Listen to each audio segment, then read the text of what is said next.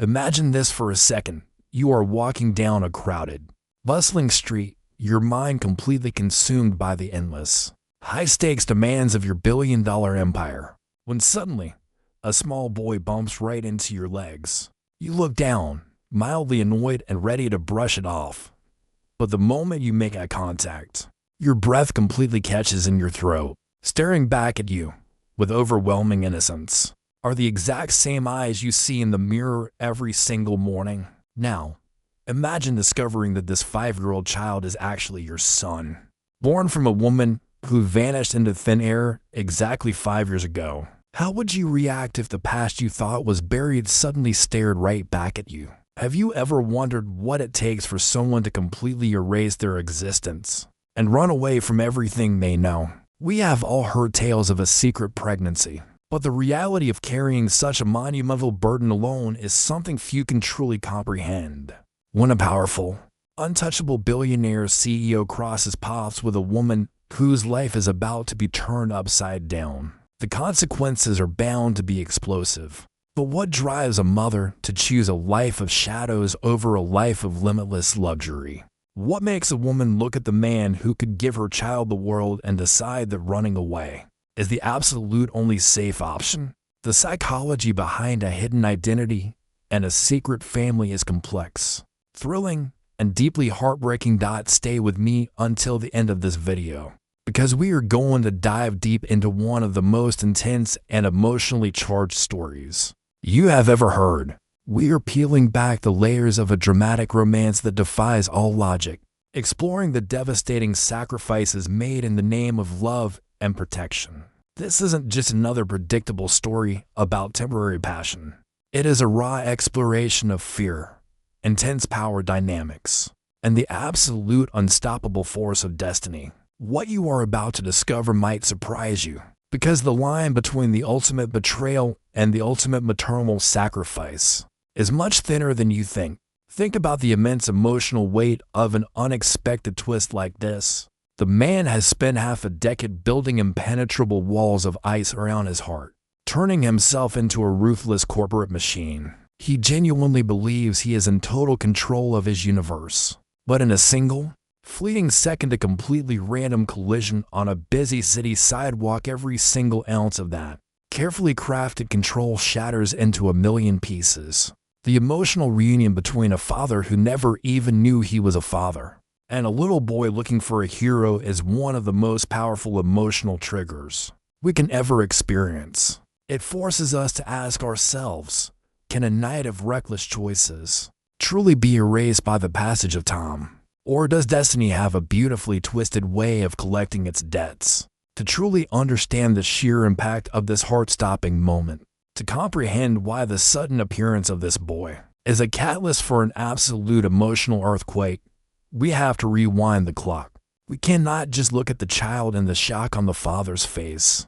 We must look at the foundation of the secret itself. We need to go back to the very beginning, long before the hidden identity, long before the desperate escape, and long before the agonizing silence. We have to go back to a specific evening where two completely opposite worlds collided in the most spectacular, disastrous way possible. Let's step back exactly 5 years in time, to a dimly lit room where a single, fateful night set this entire avalanche in motion.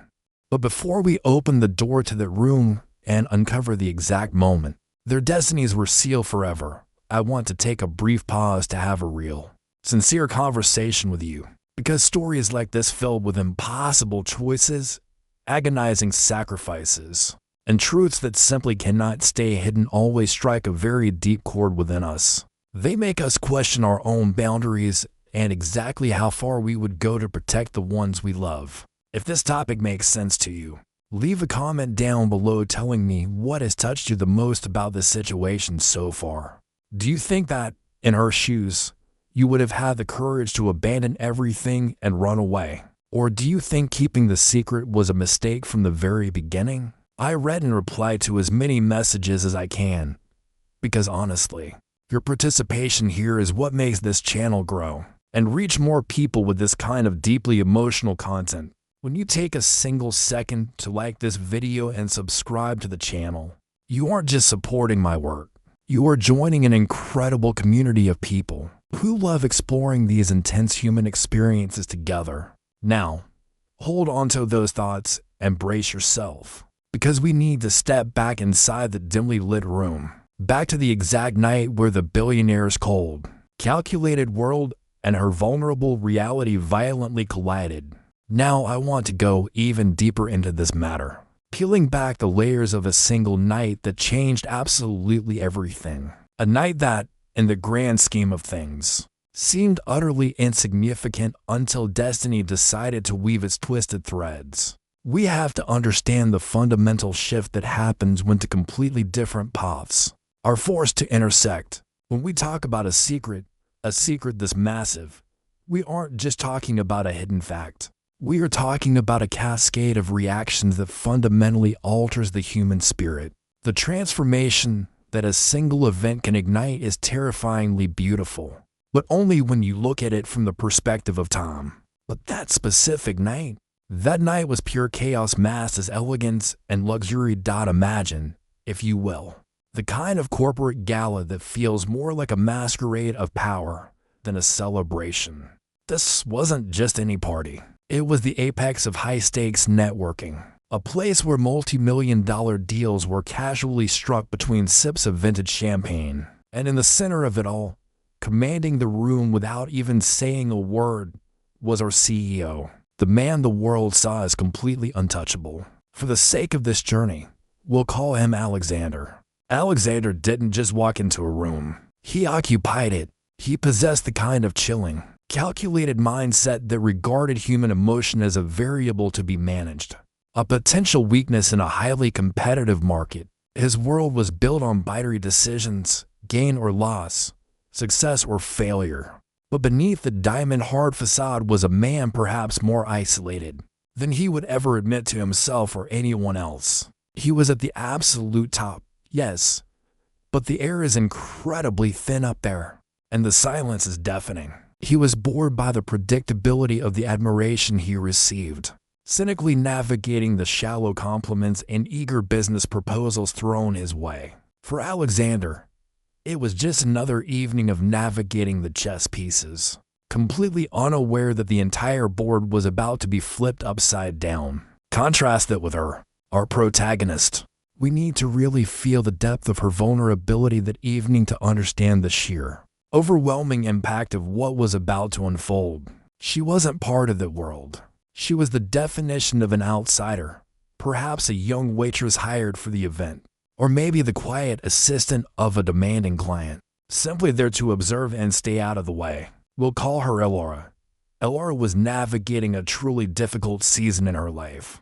She was at a crossroads, feeling small in a world that suddenly felt way too big, loud, and indifferent. She was overwhelmed by life's demands, grappling with recent bad news or the heavy weight of expectations. She felt raw and exposed, and the blinding glitz of the gala only made her feel more invisible, like she was drowning in a sea of opulent indifference. She stepped out onto a secluded balcony, desperately needing a quiet breath, a moment to just be without performing, away from the demanding eyes and the pressure to blend in. She needed to find a single point of reference that made sense to her again. That is exactly when the collision happened. Alexander, seeking his own escape from the insatiable demands of his position, found himself on the exact same balcony. It wasn't planned.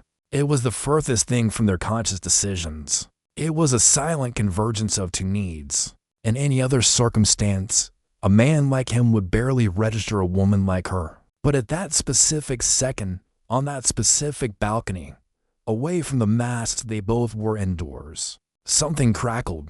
He saw her, not as a function or a follower, but as another human being who seemed just as out of place as he felt inside. It was a refreshing shock to his system, and she, feeling so small, saw an unexpected glimmer of something real, perhaps even sad. In the untouchable man everyone spoke about with such intense reverence, the dialogue was sparse, perhaps even clumsy at first, but it was authentic. And authenticity in that setting was an intoxicating rarity. The night air was heavy. The city lights blurred into a distant, seductive backdrop. The atmosphere of the gala, the shared sense of isolation, it all combined into a dangerous cocktail. It wasn't about love, not in that moment. It was about escape.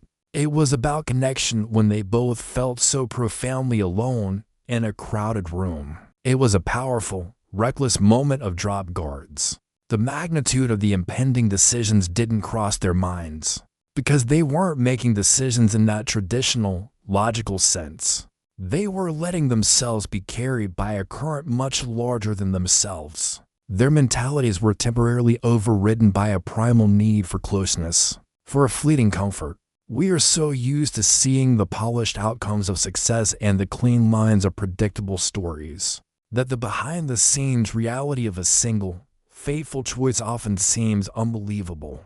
But this is where the real drama lives. It lives in the unexpected twist of fate that happens when you least expect it.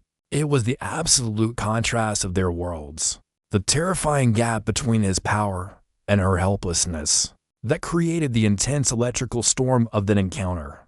It wasn't a choice she was equipped to make. She was vulnerable, overwhelmed, and looking for something, anything, to latch onto in the chaos of her life. And he, in his own cynical way, was perhaps more vulnerable than she was, because he didn't even realize he was looking for connection until it was standing right in front of him. That single night was the ultimate catalyst. A chain reaction had begun that neither could possibly control. For Elara, the reality of what happened would crash down with devastating force only much later, bringing with it a tidal wave of consequences that would shape her entire future. This encounter was the foundation of the true transformation that was already underway. A transformation she could only glimpse the edges of. She didn't know yet that the true impact of that collision would resonate for years, defining every aspect of her life from the moment forward. This single event, a moment of reckless abandon, held a powerful hidden truth that would demand a lifetime to unpack. The ramifications were immense, threatening to unravel Alexander's carefully constructed world while demanding a resilience Elara never knew she possessed. The dynamic of the powerful man and the seemingly insignificant woman was about to be turned on its head in a way that Alexander's strategic mindset could never predict. Elara's journey was just beginning, and it was about to become a battle for survival, dignity, and ultimately, identity. The narrative of this catalytic night is so compelling, because it feels simultaneously like an unavoidable collision and a deeply personal choice. It explores the gray area between fate and accountability, forcing us to ask where the responsibility really lies. If we strip away the titles the billionaire CEO, the invisible assistant, what we have are just people who found a temporary solace in each other's presence, only for the world to extract its payment with devastating interest. What happened was messy, unpredictable, and raw, the absolute antithesis of Alexander's highly ordered life. Yet it was precisely this messiness that held the key to his own unacknowledged humanity. This night, this seemingly minor deviation from the script of his existence, would force revelations upon him that would challenge everything he believed to be true about himself and his place in the world. He was the one who controlled everything. But in this, the most important thing of all, he was completely blind. This is the behind-the-scenes reality of transformation that we rarely get to see in real time. We usually see the final reveal of the secret, the climactic reunion. But we rarely appreciate the deep, complex machinery of causation that set the whole story into motion. It starts with a glance, a sigh, a moment of shared vulnerability. It starts with the assumption that our small decisions don't matter, when in fact, they are the very bricks that build our entire future. And as the night blurred into the dawn, and they both returned to their realities, the collision was officially over. But the explosion had only just begun. The ripples from that single, fateful night were silently beginning to travel across the lake of time, destined to grow into unstoppable waves that would smash through every defense they both had built. They didn't know it, but their journeys, once so distinct, were now permanently entangled, and the ultimate test of their character was about to be presented in a way they could never imagine. Drop a comment below saying, "This journey is just beginning." Now I want to go even deeper into this matter, because the aftermath of that single, chaotic night didn't announce itself with a loud, dramatic crash. It arrived in the deafening, suffocating silence of a tiny, poorly lit bathroom several weeks later. Just the pink lines on a cheap piece of plastic. A positive test. For most people, this is a moment of profound, life-altering joy, or at the very least, a shared moment of anxious anticipation. But for our protagonist, it was the absolute, catastrophic collapse of the fragile reality she had barely managed to hold together. This wasn't just a pregnancy. It was a ticking time bomb, and its wires were tied directly to one of the most powerful, ruthless men in the city. The transformation of her mindset in that singular, terrifying moment is something we rarely talk about when we hear these stories. She didn't just become an expectant mother. She instantly became prey in a vast, unforgiving corporate jungle she couldn't even begin to understand. The sheer impact of looking down at her shaking hands and realizing that a new life was growing inside her, a life carrying the undeniable DNA of a billionaire whose mere name could dictate global markets, was utterly paralyzing. It is right here, in this cold, lonely room, that the concept of a hidden truth ceases to be an interesting plot twist and becomes a grueling, inescapable psychological prison. We have to truly understand the absolute, bone-chilling terror that gripped her mind. You might ask, why didn't she just pick up the phone? Why didn't she march right into his majestic, glass-walled skyscraper and demand that he take responsibility for his actions? To understand her agonizing decisions, we have to pull back the curtain and look at the behind-the-scenes reality of extreme wealth and limitless power. Alexander wasn't just a man. He was an institution, and institutions are designed to fiercely protect themselves at all costs. Imagine the scenario. Perhaps she did try to reach out. Perhaps she gathered every ounce of her courage and made it as far as the cold, intimidating marble lobby of his corporate headquarters. But she never reached the top floor. Instead, she was quietly intercepted by a fixer, one of those terrifyingly calm, immaculately dressed individuals whose entire existence revolves around erasing problems before the CEO even knows they exist.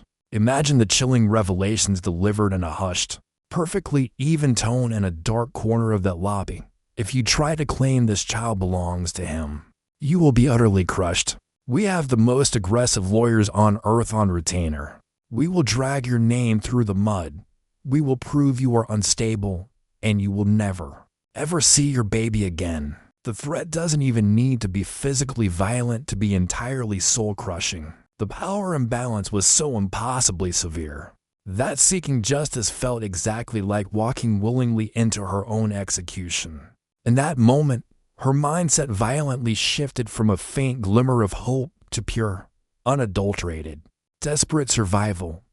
This is the brutal, heartbreaking genesis of the hidden identity. It wasn't born out of malice or greed or some twisted desire to play manipulative games with a powerful man's life. It was born out of the most primal, fierce, and desperate maternal instinct imaginable. She looked at the impossible odds stacked against her, looked at the crushing weight of his empire, and made the agonizing, soul-tearing decision to completely sever her own existence. To protect the innocent child growing inside her, she had to systematically destroy the woman she was. She packed a single, small bag in the dead of the night, leaving behind her apartment, her meager belongings, her few friendships, her entire documented history. The journey she embarked on wasn't a brave adventure toward a new horizon. It was a terrifying exile into the shadows. The emotional toll of carrying such a monumental, explosive secret entirely alone is something that defies description. Every single time, she felt a flutter or a kick in her stomach.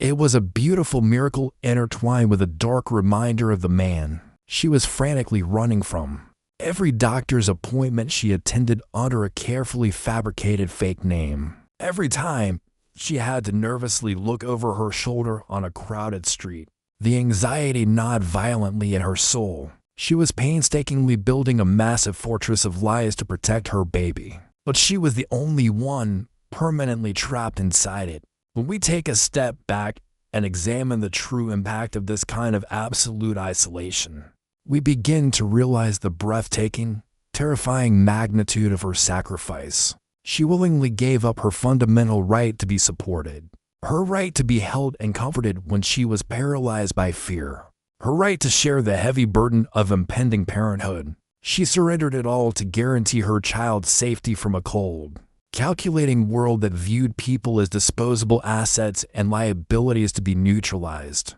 The hidden truth became her impenetrable armor. But armor is notoriously heavy, exhausting, and suffocating to wear every single second of every single day. She had to constantly police her own thoughts, carefully cure her own reactions, ensuring that absolutely no slip of the tongue could ever lead Alexander's shadowy protectors back to her hidden door. This level of constant, draining vigilance fundamentally rewrites a person's brain. The young, overwhelmed, slightly naive woman from that fateful balcony was entirely gone, replaced by a hyper-vigilant, fiercely protective warrior. This was a profound transformation forged in the intense fires of pure panic and molded by an unwavering, unconditional love. She wasn't just hiding from Alexander the man. She was hiding from the brutal, destructive reality of what his limitless power could do to an innocent life. The profound injustice of it all is what truly breaks our hearts and glues us to her story. She was the one who made the mistake alongside him, yet she was the only one paying the agonizing, daily price, wandering endlessly in the dark while he continued to stand in the blinding, celebrated light of his success, completely oblivious to the soul he had helped create, and the life he had inadvertently forced into hiding. As the long, terrifying months bled slowly into years, the acute, breathless panic slowly began to dull into a chronic, background hum of perpetual anxiety. The frantic escape eventually stabilized into a quiet, highly regimented, hidden life in a completely different city, living under a completely different identity. She built a new reality, brick by terrifying brick, focusing entirely on the tiny, innocent life she was now raising all on her own. But secrets of this massive magnitude, secrets that involved the very fundamental laws of nature, undeniable bloodlines, and destiny have a relentless, inescapable gravity to them. You can run as far and as fast as the earth will possibly let you, but you can never, ever outrun DNA. You cannot outrun the sheer, undeniable reality of a child growing up, developing specific facial features, familiar micro-expressions, and a distinct laugh that clearly belonged to someone else who was hundreds of miles away. The fortress of lies she built was certainly strong enough to keep the billionaires, the fixers, and their ruthless lawyers out, but it was absolutely powerless to stop the relentless passage of time. And time, as we all eventually learn, is the ultimate revealer of all hidden things. The stage was silently and inevitably being set for a collision that would make that first quiet night on the balcony look like a gentle summer breeze. Because while she genuinely believed she had successfully erased the past and secured their safety, the past was busy growing up, learning to walk, and unknowingly preparing to walk right back into the very center of the lion's den. Drop a comment below saying, "The sacrifice is real." Now I want to go even deeper into this matter, because when we talk about a massive transformation, we cannot ignore the sheer, undeniable power of time. Fast forward exactly 5 years. 5 years is not just a block of time. It is an entire lifetime when you are hiding. It is enough time to completely rewrite your mentality, to bury your past decisions under mountains of daily survival, and to forge a brand new existence out of pure willpower. The agonizing panic of her initial escape has long settled into the relentless, exhausting rhythm of a working-class single mother. We find Alara miles away from the towering glass skyscrapers and the suffocating luxury of her past, living in a modest, cramped apartment where the heating is more of a suggestion than a guarantee. Her daily journey is no longer about attending high-stakes events or dodging corporate fixers. It is about catching the early morning bus, balancing double shifts at a local diner or quiet back office, and furiously counting pennies at the end of the month to make sure there is always food on the table. The behind-the-scenes reality of her life is far from glamorous, but it is fiercely protected. She has become an absolute warrior, trading her vulnerability for an unbreakable shield of maternal resilience. But right in the center of this exhausting, beautifully chaotic new reality is the absolute light of her life. Let's introduce the reason for every single sacrifice she made: her 5-year-old son, Leo. This is where the heavy, suffocating drama of her hidden truth takes a much-needed, heartwarming breath. Leo isn't just any child. He is a tiny, localized hurricane of overwhelming charisma and razor-sharp intelligence. He is the kind of kid who asks complex questions about how the engine of a car works, while he is supposed to be quietly coloring inside the lines. He is wildly captivating, possessing a charm that instantly wins over grumpy neighbors, tired bus drivers, and exhausted teachers. His presence in her life is a constant, radiant source of joy that makes every blister, every sleepless night, and every terrifying memory absolutely worth it. When she looks at him laughing, her heart swells with an indescribable pride. She built a safe haven for him against all odds, a cocoon of pure love. However, there is a massive, inescapable irony that dictates her everyday life. An irony so potent that it borders on cosmic comedy. While Heir completely changed her name, her hair, her city, and her entire trajectory to erase any trace of that fateful night, genetics simply refused to cooperate. Leo is not just a reminder of his father.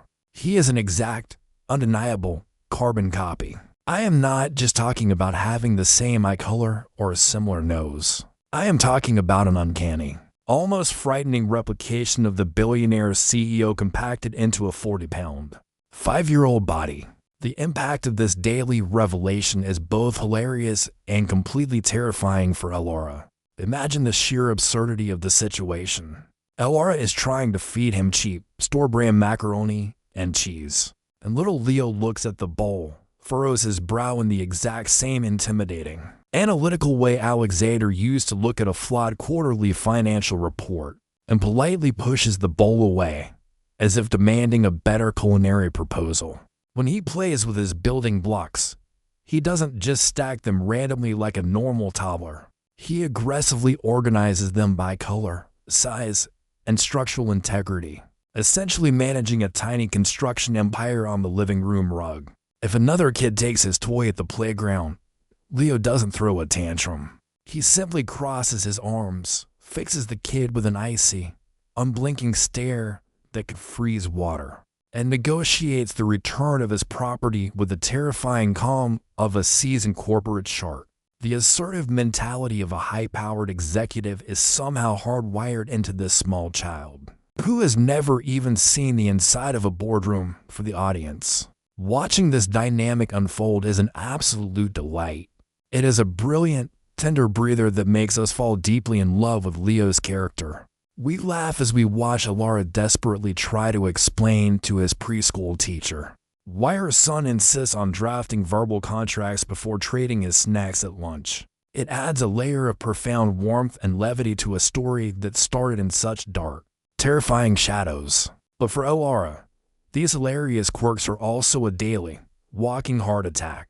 Every time he tilts his head the exact way his father did, or flashes that rare, devastatingly confident half-smile, her breath catches in her throat. Her hidden truth is quite literally staring her in the face every single morning. She looks at her brilliant, commanding little boy and knows, deep down in her bones, that she is raising a miniature titan in a world made of fragile glass. This undeniable reflection creates a beautiful, agonizing tension.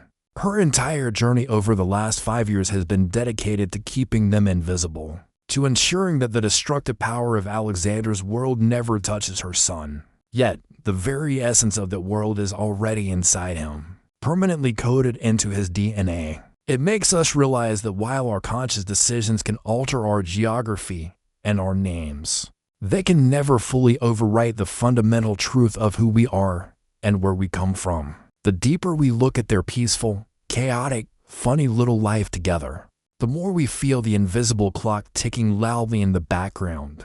The universe has a strange, undeniable way of balancing its equations. You can hide a secret in the dark for years, but eventually, the sheer gravity of destiny will pull it back into the bright light. The protective bubble she has so fiercely maintained is beautiful, but bubbles, by their very nature, are incredibly fragile. The most poignant part of this 5-year jump isn't just the physical resemblance. It's the emotional weight of watching a child naturally seek the missing pieces of their own puzzle. Leo, in all his brilliance, occasionally asks those innocent, devastating questions about where he comes from. Questions that force Elara to carefully navigate a minefield of half-truths to protect him. The revelations she desperately tries to avoid are always hovering just beneath the surface of their daily conversations. She knows that she is on borrowed time. She knows that a boy with the spirit of an empire builder won't stay confined to the shadows forever. The stark contrast between the humble life she provides and the immense, unspoken legacy running through his veins creates an electric anticipation. We are watching a storm gather on the horizon of a perfectly clear day. It's a beautifully crafted calm before the absolute tempest, setting the perfect stage for the moment when these two completely separate worlds are forcefully slammed back together. Drop a comment below saying, "The truth always leaves a mark." The catalyst for the ultimate collision didn't arrive with a dramatic knock on her front door, a threatening phone call in the middle of the night, or a fleet of intimidating black SUVs suddenly pulling up to her modest apartment complex. It arrived disguised as a perfectly mundane, incredibly boring corporate email sent on a random Tuesday afternoon. The small, unassuming logistics company Elara had been quietly working for in her safe, distant, sleepy town, a job she intentionally took precisely because it was so profoundly invisible and boring, had just been suddenly bought out, and the parent company that swallowed them whole in a ruthless multi-million-dollar merger. The massive conglomerate that was now technically her ultimate employer. It was none other than Alexander's global empire, the very empire she had sacrificed absolutely everything to escape 5 years ago. The sheer impact of reading his company's sleek, intimidating logo on her own glowing computer screen was like a brutal physical blow to the chest. All the oxygen was violently sucked out of the room, leaving her gasping for air as the walls seemed to close in a fraction of a second, the fragile, peaceful reality she had spent half a decade painstakingly building began to crack and splinter. Right before her eyes, her immediate mentality shifted violently from peaceful domesticity back to pure, unadulterated, primal survival mode. The bone-deep panic she thought she had successfully buried under years of quiet routine and fierce maternal love came rushing back, tasting like metallic ash in her mouth. She was immediately faced with a series of impossible, soul-crushing decisions. She could quit, of course. She could grab Leo, pack their single worn-out bag once again, and disappear into another nameless town, adopting another fake background and starting from zero. But she was no longer just a terrified 20-something with absolutely nothing to lose. She was a responsible mother with a strict lease, a brilliant child happily enrolled in a good school, and a desperate, undeniable need for the comprehensive health insurance this specific job provided.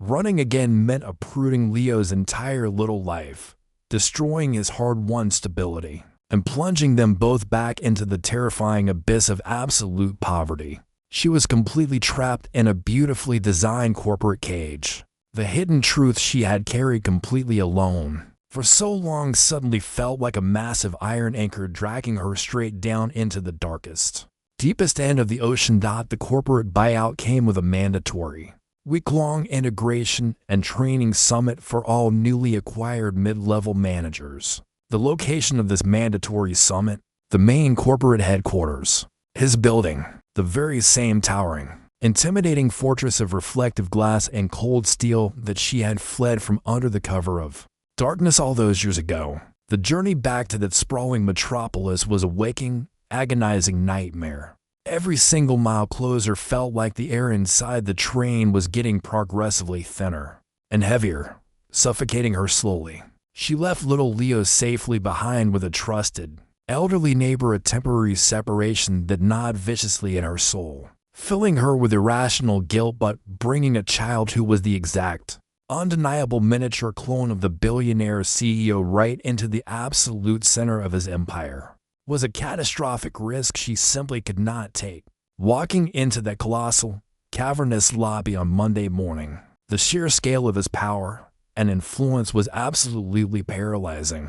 The pristine, freezing marble floors, the synchronized, intimidating hum of 1,000 ambitious employees rushing to their desks, the terrifyingly advanced facial recognition security protocols, it was all a stark, terrifying reminder of the ruthless man who ruled this entire domain like a modern-day king. This wasn't just an office building. It was the physical, undeniable manifestation of his absolute control over the world, and she was voluntarily walking right through its heavily guarded front doors. Elara's entire survival strategy for the agonizing week became a desperate masterclass in complete invisibility. She deliberately wore the most unremarkable, oversized, drab clothes she could find in her closet, pulled her hair back into a severe, intentionally unflattering bun that hid her features, and strategically positioned herself in the absolute darkest, furthest corners of every single brightly lit conference room. She kept her head down, took frantic, meaningless notes on her tablet, and violently avoided making eye contact with absolutely anyone who looked like they were above her pay grade. The psychological tension she endured every passing hour was absolutely excruciating, a slow burn torture that frayed her nerves. Every single time the heavy, mahogany double doors of the main auditorium unexpectedly opened, her heart completely stopped in her chest, waiting in frozen terror for the devastatingly familiar, broad-shouldered silhouette to walk in and command the room. She was living in a constant, nauseating state of agonizing anticipation, her central nervous system constantly vibrating with the terrifying, electric proximity to the epicenter of her traumatic past. She was completely surrounded by massive digital screens looping his charismatic corporate speeches, glossy magazines in the sleek waiting areas displaying his intense face on the cover, and ambitious executives casually dropping his first name like a loaded weapon. The powerful ghost she had been desperately running from for 5 years was now the undeniable, unavoidable reality of her present environment. But here is the fascinating, behind-the-scenes reality about trying to hide from your own destiny. The universe has an incredibly cruel, deeply poetic sense of irony. You can meticulously calculate every single angle, mitigate every conceivable risk, and painstakingly memorize every emergency escape route. But you cannot ever outsmart the sheer, undeniable gravity of a predetermined collision course. The audience watching this intense dynamic unfold is gripping the very edge of their seats, breathing heavily, entirely consumed by the narrative, because we all know exactly what she is desperately trying to deny. The fateful dice have already been rolled by forces much larger than her. The complex machinery of fate is fully, irreversibly in motion. Every single time, she successfully dodges a senior executive in the hallway. Every time, she barely slips into an elevator mere milliseconds before the shiny metal doors close on a familiar face from her past. The invisible tension winds tighter and tighter, like a coiled spring ready to violently snap. It is a brilliant, agonizing, high-stakes game of cat and mouse. But the terrified mouse doesn't fully realize that the cat owns the entire intricate maze. The explosive revelations she has spent 5 agonizing years avoiding are no longer just a distant, theoretical possibility. They are an impending, utterly unavoidable high-speed crash. We deeply feel the suffocating claustrophobia of her impossible situation. We feel the heavy, frantic, echoing beating of her heart as she nervously navigates those sleek, ultramodern hallways, feeling like a complete, fraudulent imposter in a pristine world that could easily crush her out of existence, without even noticing she was there. The stark, brilliant contrast between her desperate, hidden reality and the sleek, overwhelmingly powerful environment she is suddenly forced to inhabit creates a deliciously unbearable, highly addictive anxiety for the viewer. She is literally holding her breath for 5 straight days, desperately praying for Friday afternoon to finally arrive so she can escape back to her safe, quiet, humble life with her son. But destiny, as we all know, absolutely does not operate on a convenient Monday to Friday corporate schedule.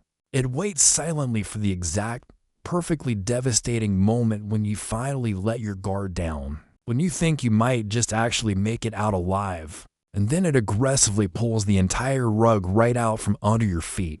The fragile illusion of safety she clung to was always just that, a beautiful, desperate illusion that was bound to shatter. She had unknowingly walked straight back into the very epicenter of the deadliest storm, completely unaware that the heavy, dark winds were already violently changing direction, preparing to tear her carefully constructed world apart all over again. Now I want to go even deeper into this matter. Drop a comment below saying, "Destiny always wins." Now I want to go even deeper into this matter, because the universe, as we have already clearly established, absolutely loves a spectacular, heart-stopping twist of fate, especially when you think you have finally outsmarted it. It was Friday afternoon, the final ticking hours of her agonizing ordeal. The grueling, soul-crushing week of the corporate integration summit was finally drawing to a close. Laura had miraculously survived. She had remained completely invisible, a mere ghost navigating the sprawling, brightly lit corridors of power, avoiding every single direct gaze and dodging every potential encounter, with the calculated precision of someone whose very life depended on it. She was just one final administrative signature away from escaping back to her quiet, hidden life. But reality is never built on clean, predictable decisions, and the behind-the-scenes reality of being a fiercely protective single mother means that an unforeseen emergency can completely shatter your perfectly constructed plans. In a matter of seconds, a frantic, unexpected phone call from her trusted elderly neighbor completely changed the trajectory of the entire day. A sudden medical emergency meant little Leo could no longer stay in their quiet suburban town with his usual caretaker. With absolutely no other viable options, her support system completely non-existent, and her train ticket already booked for the evening, Laura was violently forced into the ultimate nightmare scenario. She had to urgently bring her 5-year-old son, the literal, undeniable miniature carbon copy of the billionaire CEO, directly into the absolute center of the lion's den. She tucked him into a secluded, quiet alcove in the colossal, cavernous main lobby of the corporate headquarters, handing him a digital tablet and begging him to remain absolutely frozen for the excruciating 10 minutes she needed to hand in her final summit badge and grab her coat.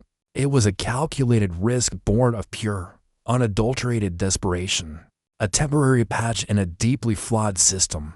But Leo, as we know, does not possess the mentality of a quiet child who simply sits still and obediently blends into the background. He is a boy with an innate, insatiable curiosity and a commanding, restless spirit that absolutely refuses to be caged or ignored.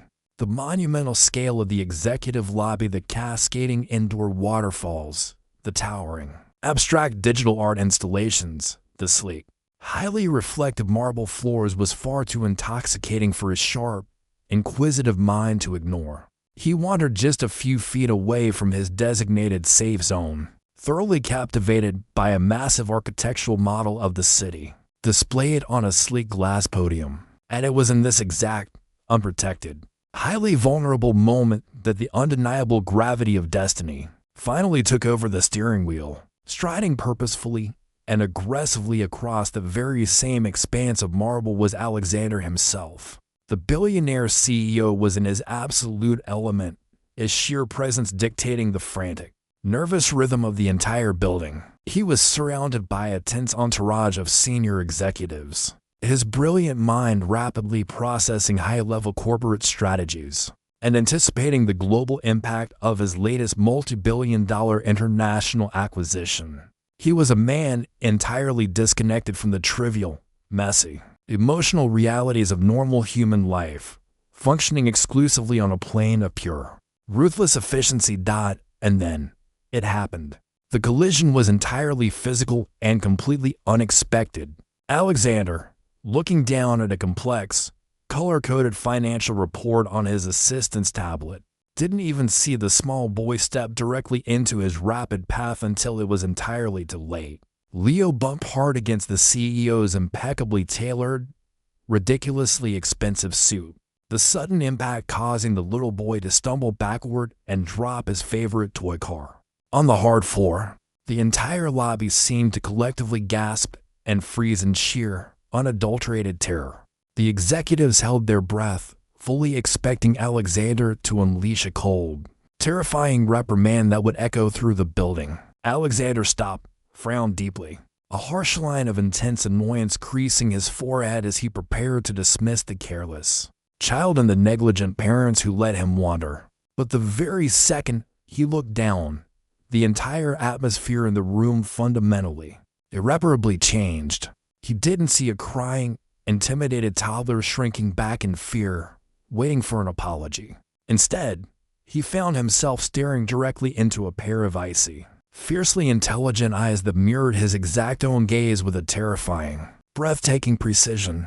Leo didn't flinch. He didn't cry. He simply crossed his small arms over his chest, tilted his chin up in a gesture of pure, unmistakable defiance, and stared the most powerful, intimidating man in the city right in the face. The explosive hidden truth was standing right there in the blinding, artificial light of the corporate lobby, cleverly disguised in tiny, scuffed sneakers and a bright superhero jacket.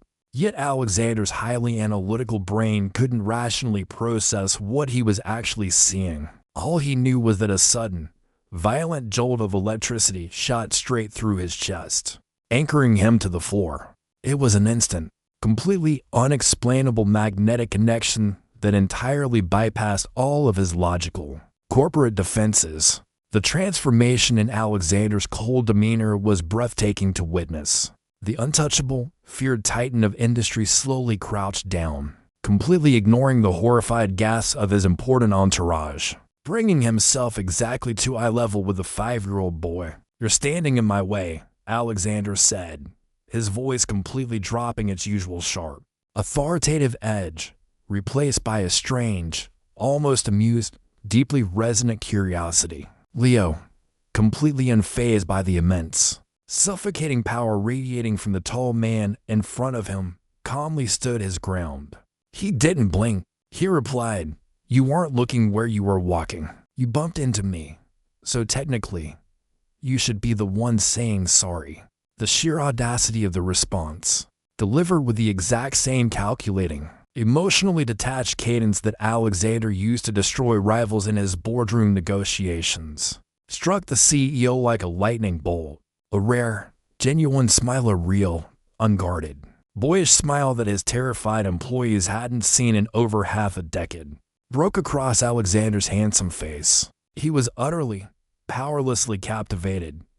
This specific, suspended moment is the absolute pinnacle of dramatic irony, and it is exactly why this emotional journey is so deeply intoxicating for everyone watching. We, the audience, are practically suffocating with intense anticipation.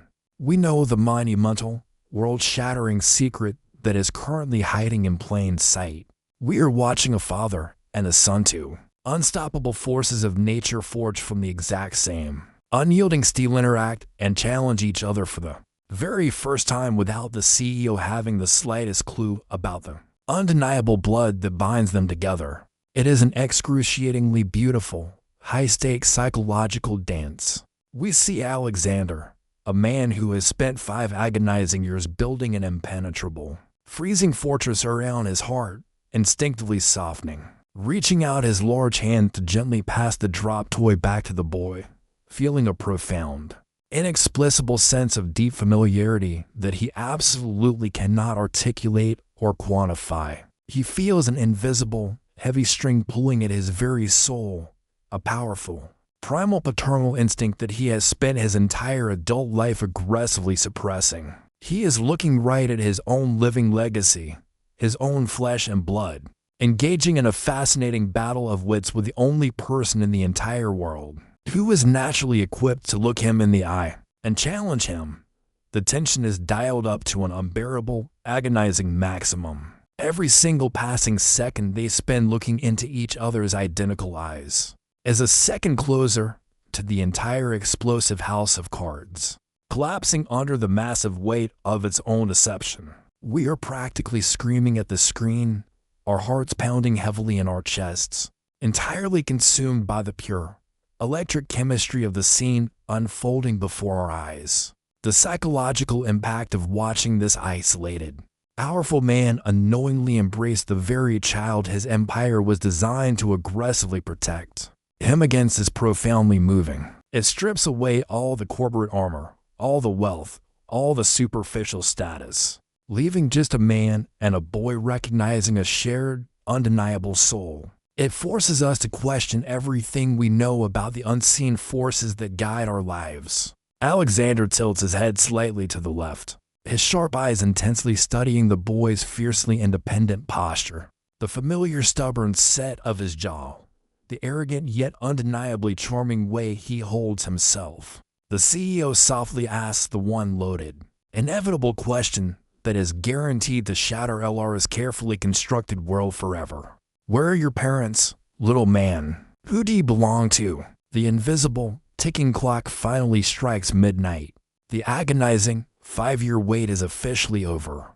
The colossal, heavy doors of fate have finally swung wide open, and the impending revelations are now rushing in like an unstoppable, devastating tidal wave. Because right at that exact moment, from across the vast, echoing expanse of the cold marble lobby, a terrified, breathless voice desperately cuts through the heavy silence. Now I want to go even deeper into this matter.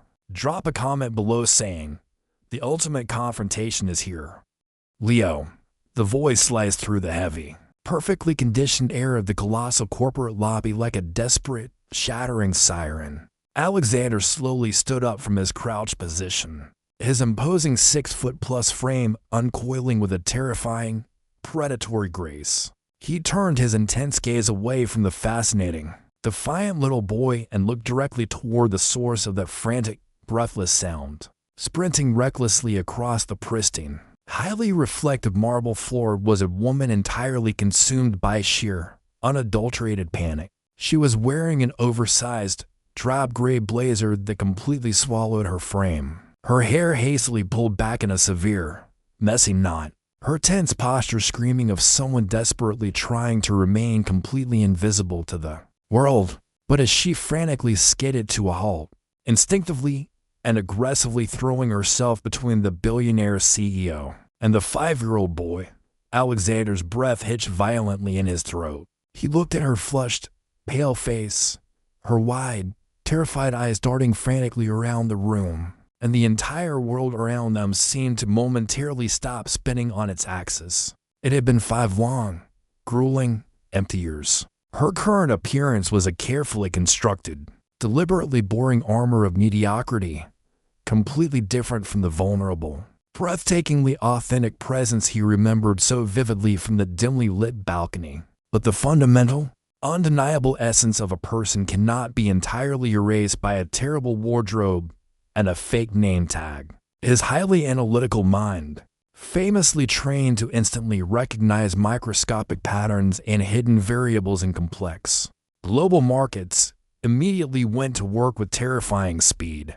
The exact shape of her terrified eyes, the specific, breathless, melodic cadence of her voice as she gasped for air, the anxious way she nervously bit the inside of her lower lip, a powerful spark of raw, undeniable recognition ignited in the darkest, most guarded corners of his memory. But before he could even utter a single, demanding word, before he could demand a real name or openly acknowledge the haunting ghost from his past that had just miraculously materialized in his own lobby, Elora immediately launched into a frantic, chaotic barrage of desperate, flimsy lies. Her entire mentality was entirely locked in a terrifying, primal fight-or-flight response, and her agonizing decisions in that fraction of a second were driven by pure, blinding maternal terror. She snatched Leo's small hand, pulling him aggressively behind her trembling legs, acting exactly like a fiercely cornered animal shielding its precious cub from a massive, unstoppable predator. "I am so incredibly sorry, sir," she stammered rapidly, absolutely refusing to make direct eye contact with Alexander, staring instead with fixed desperation at the perfect knot of his ridiculously expensive silk tie. "He wandered off while I was returning my badge. We're leaving right now. Please excuse us. We have a train to catch." Alexander didn't move a single inch. He was a man who commanded entire global industries and influenced international economies. He absolutely did not just politely step aside when he sensed a complex puzzle placed right in front of him. The sheer, suffocating intensity of her panic was completely disproportionate to the minor situation. Any normal employee or corporate visitor would be highly apologetic, perhaps a little intimidated by his presence, but they definitely wouldn't look like they were facing a literal firing squad. The monumental hidden truth was practically screaming at him, vibrating violently in the incredibly tense, electrically charged space between them. "He's a remarkably curious boy," Alexander noted slowly, his deep voice deliberately calm, smooth, and dangerously probing, wrapping around her like a velvet robe. He wasn't looking at the boy anymore. His piercing, analytical gaze was locked entirely on her flushed, terrified face, silently daring her to look up. "He reminds me of someone I know very well." "What is his name?" Elara's heart hammered against her ribs so violently she felt entirely certain. Alexander could hear the frantic rhythm echoing in the quiet, cavernous lobby. She was completely drowning in the devastating impact of this catastrophic collision. She urgently needed to build an impenetrable, massive wall of fiction, and she needed to do it immediately, before his razor-sharp instincts tore her apart. He's the son of a very dear friend of mine," she blurted out, the desperate light tasting like bitter, metallic ash on her dry tongue. "I'm just watching him for the afternoon. My husband and I don't have any children of our own." She nervously flashed a cheap, tarnished silver band she had strategically purchased at a pawn shop years ago, a desperate, physical prop for her fabricated identity. It was a highly calculated move, a desperate attempt to sever any potential timeline that could connect her to the fateful, passionate night exactly 5 years ago. But she had fundamentally, tragically underestimated the incredibly dangerous man she was dealing with. Alexander was not a man who ever accepted surface-level explanations, especially when every single instinct in his highly tuned body was blaring a deafening, red alert alarm. We are now completely entrenched in the thrilling behind-the-scenes reality of a high-stakes psychological war, and the audience is absolutely paralyzed with tension, watching this terrifying game of cat and mouse unfold frame by agonizing frame. Alexander's mind operates like a ruthless supercomputer, and he instantly begins processing the massive, glaring holes in her pathetic story. He notices the fierce, undeniable maternal possessiveness in the exact way her trembling hand completely engulfs the boy's small shoulder that is absolutely not the casual, loose grip of a temporary babysitter or a helpful friend. He observes the boy's expensive, high-quality orthopedic sneakers, a stark, glaring contrast to the woman's visibly worn, discount store flats. A devoted mother will sacrifice absolutely everything for her child, prioritizing his needs over her own comfort, deeply revealing the tale. His analytical brain categorizes immediately as concrete evidence, and then, the absolute most damning piece of evidence of all, the boy's face. Alexander looks back down at little Leo, who is currently glaring up at his mother, clearly annoyed by being aggressively pulled away from the intriguing stranger he was just verbally sparring with. The boy's arrogant, fearless posture, the precise, sharp shape of his jaw, the icy, unyielding intensity of his stare, it was literally like looking directly into a magical mirror that reflected his own childhood. The profound transformation happening deep inside Alexander at this exact suspended moment is absolutely thrilling to witness. The cold, emotionally detached billionaire CEO is entirely, permanently gone. In his place stands a fiercely determined, highly territorial, dangerously powerful protector who has just caught the unmistakable scent of a massive, life-altering deception. He doesn't know the full, heartbreaking story yet, but the explosive revelations are rapidly, inevitably forming in his brilliant mind. He realizes with a sudden, breathtaking clarity that this terrified woman, the elusive ghost from his balcony, has been actively, intentionally hiding something monumental from him. He takes a slow, incredibly deliberate step forward, completely invading her heavily guarded personal space, using his imposing height and natural, terrifying authority to effectively trap her without ever needing to raise his hand or raise his voice. "A friend, son," he repeats softly, the dark skepticism dripping heavily from every single syllable. "And a husband. How absolutely fascinating. You seem entirely too nervous for a happily married woman simply picking up a friend's child from a corporate integration summit you shouldn't even be attending." At this hour, Elara realizes with a sickening, terrifying plunge of her stomach that her desperate escape has completely, catastrophically failed. The invisible, steel trap has violently snapped shut around her ankles. She tries to physically step back, to desperately drag Leo toward the heavy, glass revolving doors that represent her absolute freedom. But Alexander casually, effortlessly gestures to his massive head of security standing quietly just a few feet away. The invisible, impenetrable walls of his vast empire immediately rise up around her, blocking every possible exit. "You look incredibly exhausted, and you are clearly distressed," Alexander says, his voice a lethal, intoxicating mixture of soft velvet and unbreakable steel. "Please, allow my security team to safely escort you and the friend's child to my private executive office upstairs. I insist.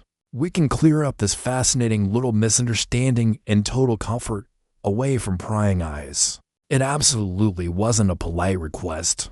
It was a titanium-clad, undeniable command from a man who never accepted the word no. The agonizing journey she had meticulously planned to lead her back to the safety of the shadows had just violently derailed, plunging her straight into the absolute darkest, most terrifying depths of his world. The relentless, agonizing pressure of his unwavering gaze is slowly, visibly cracking her fragile facade, and the audience is left completely breathless, desperately waiting to see exactly how long she can possibly keep up this agonizing charade before the entire dam completely breaks and the devastating truth floods everything. "Now I want to go even deeper into this matter." Drop a comment below saying, "The chase is on."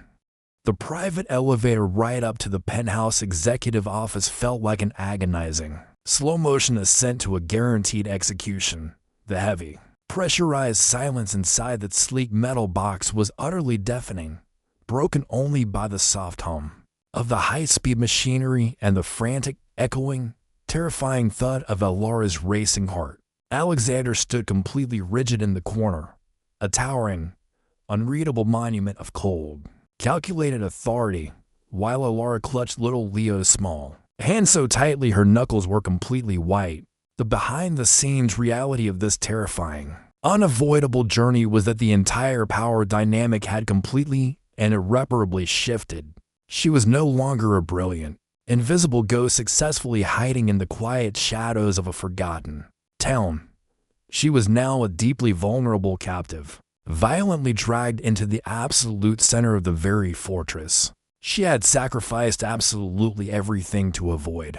When the sleek elevator doors finally slid silently open to reveal a massive, intimidating, glass-walled executive office that overlooked the entire sprawling, glittering city, the sheer, crushing magnitude of her impending doom finally settled deep into her bones. There were absolutely no more crowds to desperately blend into, no more emergency exits to sprint toward, and no more shadows to offer her safe harbor. The hidden truth was completely cornered, violently exposed in a room bathed in blinding, unforgiving natural light where absolutely no secrets could survive for long. Alexander walked over to the heavy, intricately carved oak doors and pushed them shut, the heavy, definitive click of the lock echoing like a final judge's gavel in the massive space. He didn't casually sit behind his massive, highly polished mahogany desk. Instead, he slowly began to pace the length of the room like a fiercely intelligent, highly dangerous predator carefully analyzing its trapped prey. He didn't yell. He didn't raise his voice. Instead, he started firing a relentless barrage of probing questions with a chilling, surgical precision that aggressively stripped away her flimsy defenses layer by agonizing layer. He demanded exact details about the supposed husband she had mentioned downstairs, the logistical intricacies of her completely fabricated timeline, and the glaring, obvious inconsistencies in her desperately constructed background story. Every single time, she nervously stuttered, looked away, or offered a weakly contradictory detail. His icy, piercing gaze tightened just a fraction more. Heir's mentality, entirely driven by pure, exhausted, suffocating panic, was rapidly and violently collapsing under the crushing, unbearable weight of his brilliant interrogation. She was making frantic, desperate decisions in real time, trying desperately to plug the massive, gushing holes in a rapidly sinking ship. But Alexander's intellect was an unstoppable, destructive tidal wave. The psychological impact of his relentless, unforgiving scrutiny was absolutely devastating, systematically destroying the false reality she had spent 5 agonizing years building. But the absolute, undeniable revelations didn't ultimately come from a desperate slip of Heir's tongue or a flaw in her story. They came from the pure, unfiltered, highly curious innocence of the 5-year-old child standing quietly between them, Leo. Completely bored by the tense, suffocating adult conversation he didn't fully understand, had boldly wandered over to Alexander's pristine, aggressively organized desk. The fearless little boy reached up and picked up a set of incredibly expensive, custom-made architectural calipers and a heavy, engraved silver pen. Heir gasped loudly, her hand darting out to urgently stop him. But Alexander immediately raised a commanding hand, freezing her instantly in place. His sharp eyes were locked entirely on the small boy. Leo didn't just casually play with the expensive objects like a normal toddler. He precisely, methodically aligned them on the leather desk pad, his small brow heavily furrowed in deep, intense concentration. His lower lip caught securely between his teeth, in an expression of absolute, analytical focus, then clearly dissatisfied. With a microscopic, barely visible imperfection in the alignment, he tapped his small index finger against the polished wood of the desk in a rapid, impatient, highly specific 3-beat rhythm. Tap, tap, tap. Alexander completely stopped breathing. The color violently drained from his handsome face, leaving him looking as though he had just seen a literal ghost.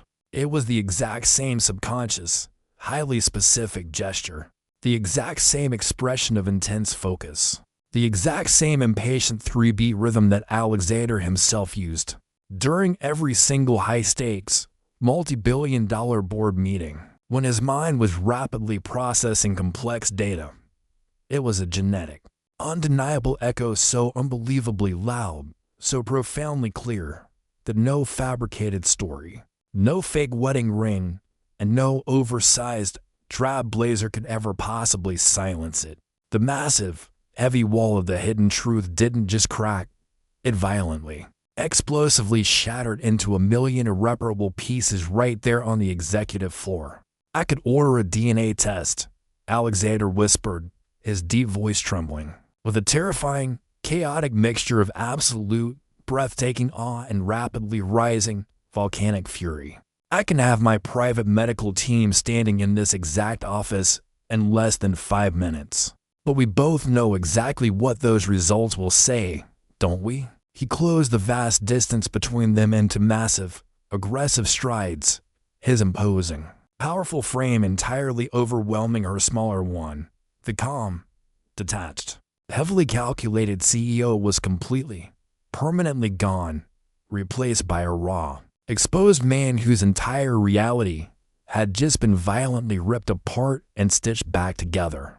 In the brief span of 30 seconds, "Look at him," Alexander roared suddenly, the sheer volume and raw, devastating emotional power in his voice violently shaking the very glass walls of the quiet office. "Look at the exact way he holds himself. Look at his posture. Look at his damn eyes.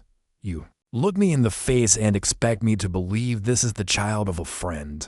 The profound transformation in Alexander was terrifyingly beautiful. The impenetrable, freezing walls of ice he had spent years meticulously building around his guarded heart were completely melting into a chaotic, raging torrent of primal anger, devastating loss, and desperate, suffocating relief. 5 years, he yelled, his voice suddenly cracking, betraying a deep, agonizing, soul-crushing vulnerability he had absolutely never shown to another living soul. "Why did you hide my son from me for 5 entire years?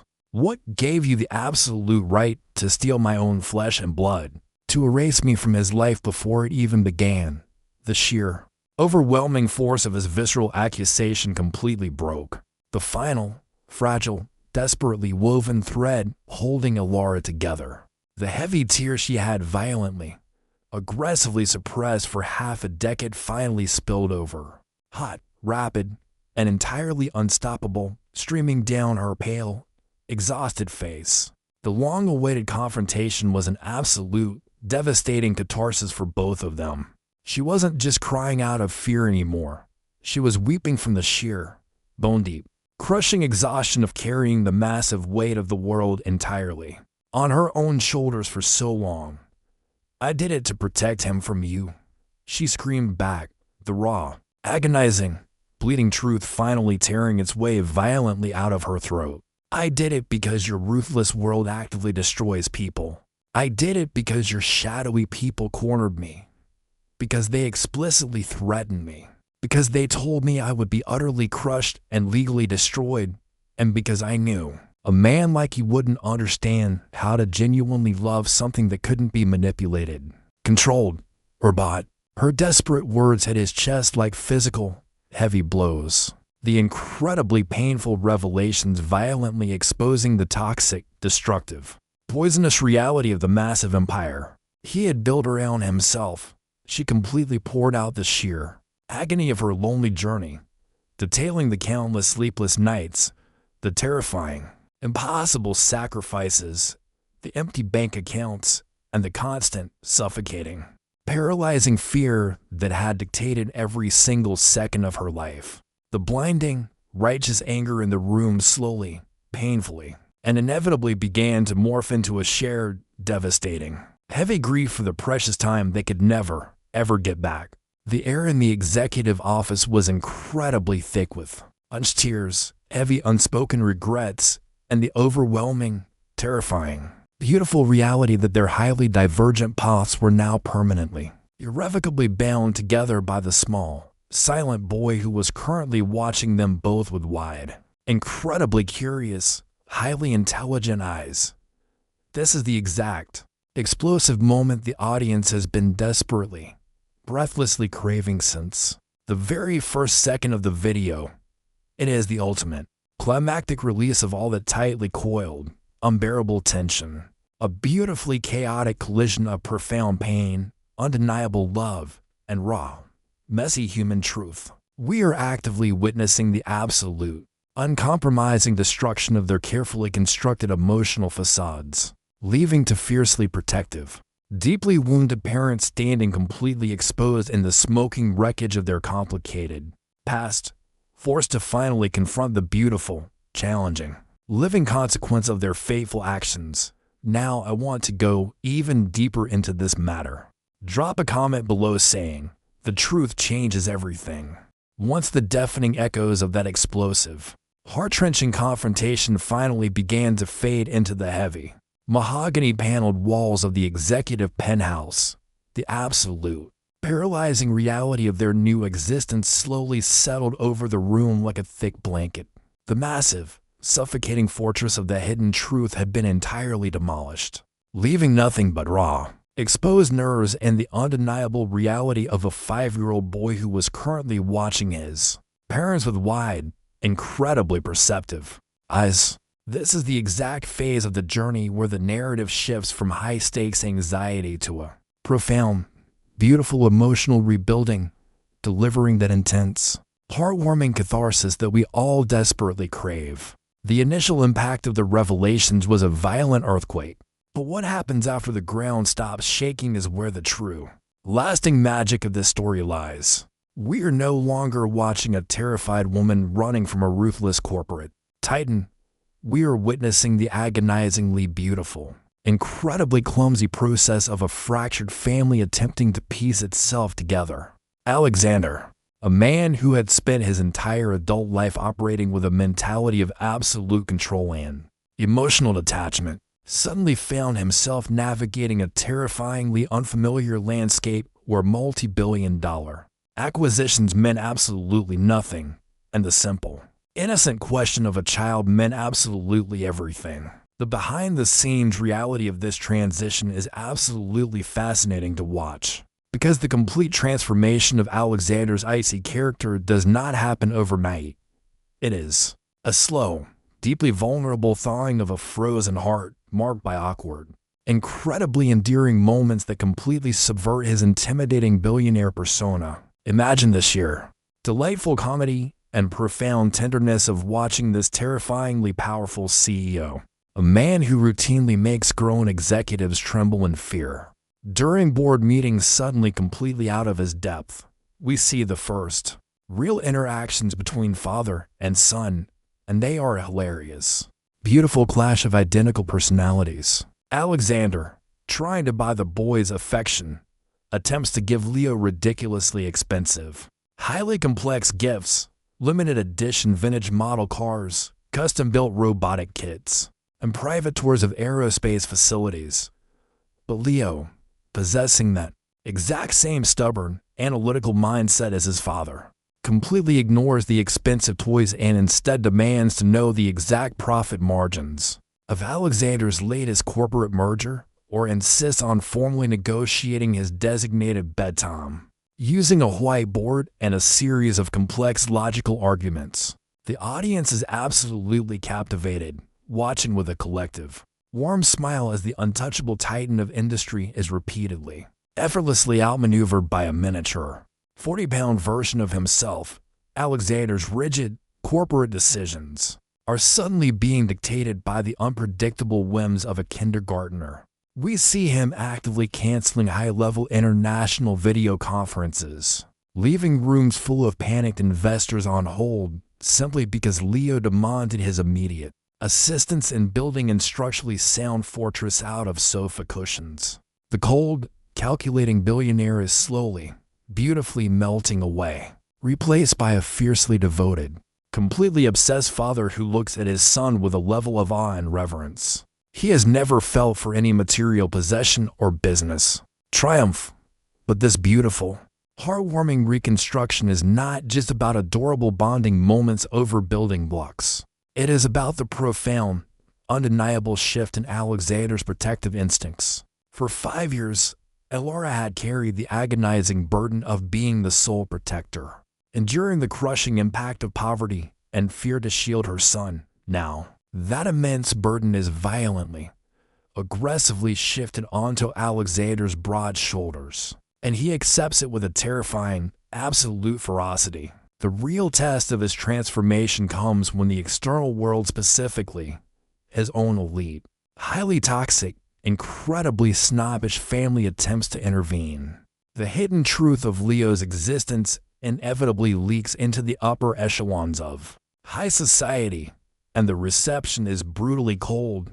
Alexander's wealthy parents, the formidable patriarch and matriarch of his dynasty, view Elora not as the heroic, sacrificing mother of their grandson, but as a calculated, manipulative gold digger who has successfully infiltrated their pristine bloodline. We witness the agonizing, tension-filled scenes where Elora is subjected to their passive-aggressive insults.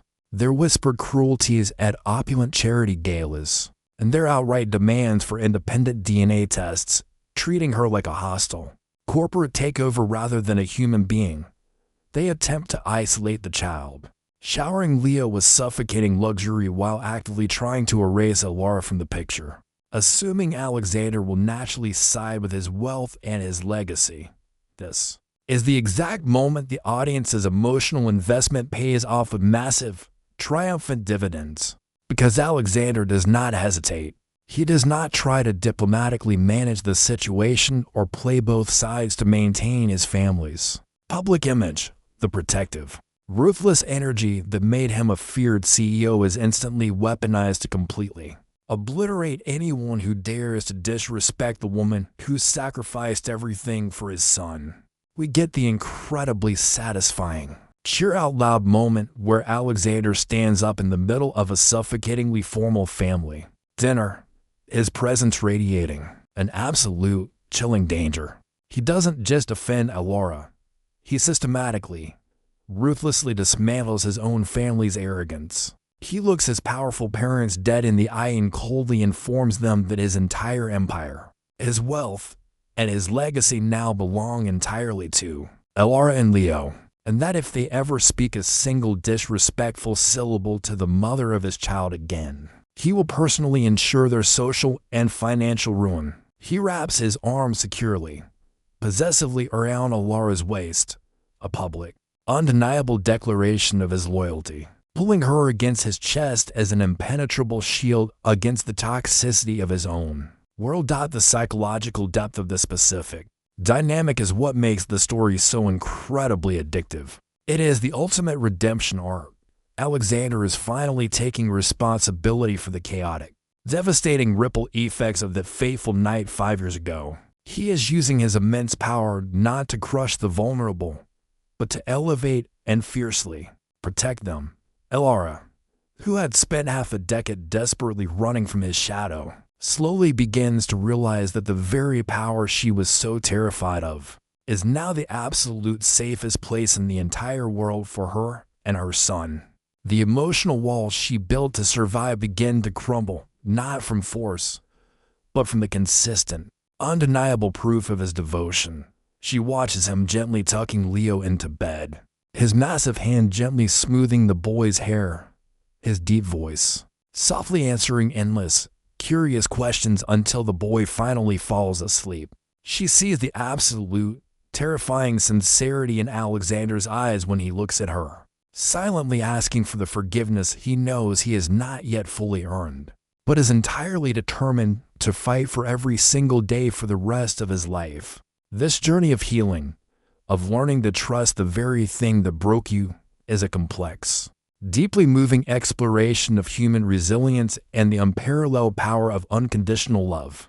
The broken pieces of their past are slowly being glued back together with a fierce, unbreakable bond, creating a new reality that is infinitely stronger and more beautiful than the fragile illusions they both previously lived under. Now I want to go even deeper into this matter. Drop a comment below saying, the ultimate protection, the behind-the-scenes reality of their new life, is not an instant fairy tale romance miraculously cured by sudden wealth. It is a slow, incredibly delicate, and profoundly beautiful process of mutual rediscovery that requires considerably more courage than facing a massive boardroom of hostile investors. We have to fundamentally understand the complex, defensive mentality that Alara is actively battling every single day in this new environment. For 5 grueling, terrifying years, her entire neurological system was hardwired for pure, unadulterated survival. Her agonizing decisions were entirely dictated by the desperate, constant need to remain absolutely invisible to a powerful, shadowy enemy. To suddenly be thrust directly into the blinding spotlight of Alexander's opulent world. To be entirely surrounded by limitless luxury and the terrifying, unconditional protection of the very man she had sacrificed everything to flee, requires a massive, almost incomprehensible psychological shift. She had to actively consciously teach her traumatized nervous system that it was finally safe to stop running, to let her heavy guard down, and to breathe without constant fear. And Alexander, conversely, had to completely dismantle his own deeply ingrained, highly aggressive corporate mentality. He had spent his entire adult life commanding absolute obedience, leveraging immense power, and flawlessly manipulating global outcomes. But you absolutely cannot force, buy, or aggressively negotiate genuine forgiveness or emotional trust. He had to learn the agonizing, humbling art of profound patience. We witnessed these incredibly touching, deeply vulnerable late-night conversations taking place in the quiet, dimly lit shadows of their massive home, long after little Leo has finally gone to sleep. The terrifying billionaire CEO and the woman, who completely upended his ordered universe, sit across from each other, not as adversaries, not as a powerful titan and a terrified captive, but simply as a vulnerable man and woman. They slowly, painstakingly unpack the heavy, toxic baggage of their shared trauma. She bravely articulates the sheer, suffocating terror she felt the night she packed her single bag and ran into the unforgiving void. He listens with agonizing, silent remorse, his heart physically breaking as he finally grasps the full, devastating magnitude of the pain his oblivious, ruthless world inflicted upon her innocent life. This is precisely where the narrative elevates itself from a simple dramatic romance into a profound, unforgettable exploration of the enduring human spirit, because the absolute most beautiful, deeply resonant revelation in this entire story is that they do not stay together simply out of obligation or duty to their child. It would have been so incredibly easy, and perhaps even entirely expected in their complicated situation, for them to just sign a legally binding, highly structured co-parenting contract, live in separate wings of a massive, cold mansion, and tolerate each other's presence solely for the psychological well-being of their remarkable son. But a relationship built entirely on duty is just another form of a beautifully decorated, suffocating prison, and these two vibrant, fiercely passionate souls have already spent way too much precious time locked inside cages of their own making. Instead, we get to witness the exhilarating, breathtaking process of two people genuinely falling in real love with the transformed individuals they have both become through their suffering. Alexander doesn't just tolerate her presence in his home. He becomes absolutely, hopelessly captivated by her quiet, unyielding strength, her razor-sharp wit that easily rivals his own intellect, and the fiercely independent, resilient warrior she became while living in the darkest shadows. He looks at her not as a responsibility to be managed, but as an absolute equal, the only true partner in his vast universe who truly understands and accepts the complex, flawed man behind the terrifying corporate mask. And Elara, slowly but surely, begins to see entirely past the intimidating, billion-dollar armor that shields him from the rest of the world. She witnesses the profound, tender, beautiful vulnerability he exclusively reserves for their son, a gentle softness she never believed a man of his immense stature possessed. She sees the exhausting, heavy burden of the massive empire he carries, completely alone on his broad shoulders, and she recognizes the incredibly lonely, isolated boy he used to be before he was forced by his environment to turn his heart into impenetrable ice. The profound, healing power of their mutual forgiveness is absolute magic to watch unfold on screen.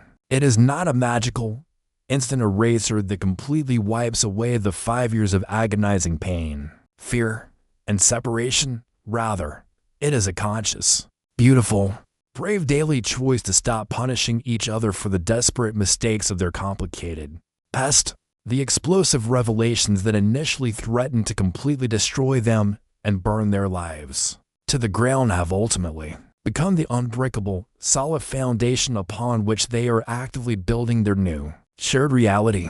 The icy, untouchable CEO melts into a fiercely devoted partner who openly values her authentic laugh over any multi-million-dollar corporate victory, and the terrified, constantly fleeing mother finally plants her feet firmly on the ground, realizing, with an overwhelming sense of peace, that she has undeniably found her true home in the very arms she once desperately ran away from. The hidden truth, the ultimate, deeply resonant message woven into the very fabric of this intense, emotional journey, is a powerful testament to the absolute, undeniable power of destiny. We can make the most calculated, desperate decisions to alter our paths and actively avoid our fate. We can cross vast oceans, change our identities, adopt entirely new mentalities, and build massive, impenetrable fortresses of complex lies to protect the fragile things we hold dear. We can run until our lungs burn and our legs completely give out, desperately trying to outsmart the invisible, powerful forces that govern our lives. But this story proves, with devastating, breathtaking beauty, that no matter how fast you run, or how deep you bury your secrets, absolute truth and genuine love possess a relentless, undeniable gravity. They are the fundamental, unstoppable forces of the universe. They will patiently wait in the dark, quietly gathering strength, until the exact, perfect moment when they finally break through the surface, shattering every single illusion we have carefully created. The universe absolutely doesn't make mistakes. When it violently collides the specific souls together in the dark, the journey might be agonizingly painful, completely terrifying, and fraught with impossible, soul-crushing obstacles. But the final destination, the beautiful, chaotic, perfect reality of a family fully restored and a love deeply, profoundly earned, is always absolutely inevitable. It leaves the audience with a profound, lingering sense of emotional catharsis and hope, a warm, resonant reminder that the universe has a beautiful way of bringing us exactly where we are truly meant to be, even if it has to drag us through the absolute darkest storms to get us there. The ultimate impact of their story reminds us that we are all worthy of being found. Now I want to go even deeper into this matter. Drop a comment below saying, "Love always finds a way." If you are still here listening to me right now, it tells me that this journey truly resonated with you on a much deeper level. When we share stories like this about resilience, the weight of hidden truths, and the incredible, undeniable power of love, we create a genuine bond. If you felt the connection today, I would love for you to leave a like on this video. It is a simple gesture, but it truly honors the space we just shared and helps these meaningful stories reach other people who might need a reminder that no matter how dark the shadows get, the light always finds a way. And if you want to keep exploring these intense, emotional journeys with me, go ahead and subscribe to the channel. We're building a beautiful community here dedicated to stories that actually touch the soul, and having you as a part of it makes it all the more special. To let me know that you walked this entire path with me today, drop a comment down below saying, "I'm with you till the end." I always look for those specific comments because it shows me who is truly connected to the heart of our message. And our conversation absolutely doesn't have to stop here. There is a video popping up on your screen right next to me that perfectly complements everything we just talked about, diving into another incredible story of human transformation. Click on it, and let's keep this journey going over there. I will see you in a second.